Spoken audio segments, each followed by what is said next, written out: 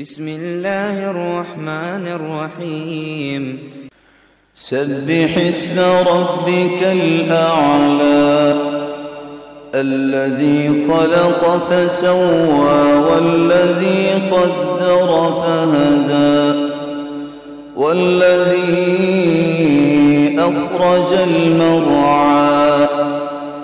فجعله غثاء أحوى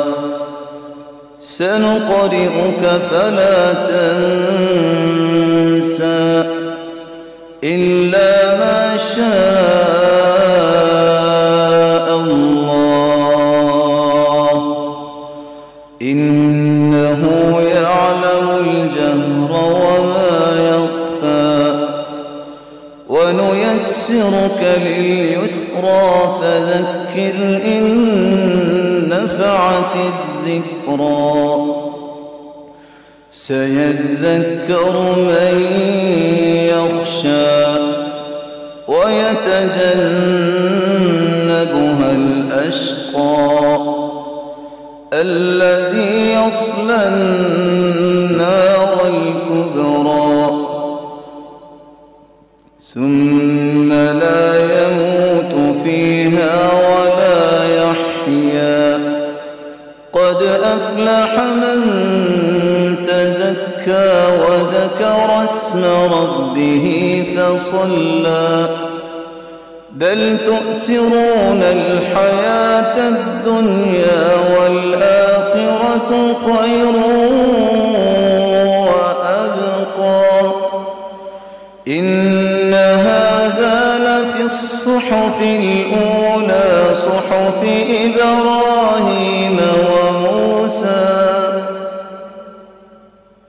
هل أتاك حديث الغاشية وجوه يومئذ خاشعة عاملة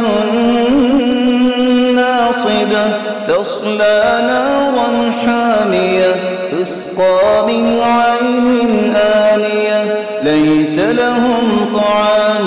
إلا من ضريع لا يسمن ولا يغني من جوع وجوه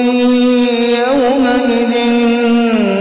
ناعمة لسعيها راضية في جنة عالية لا تسمع فيها لاغية فيها عين جارية فيها عين جارية فيها سرر مرفوعة وأكواب موضوعة ونمارق مصفوفة وزرابي مبثوثة أفلا ينظرون إلى الإبل كيف خلقت وإلى السماء كيف رفعت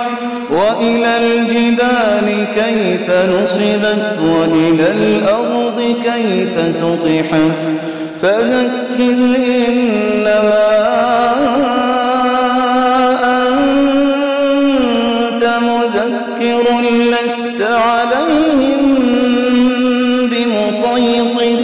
إلا من تولى وكفر فيعذبه الله العذاب الأكبر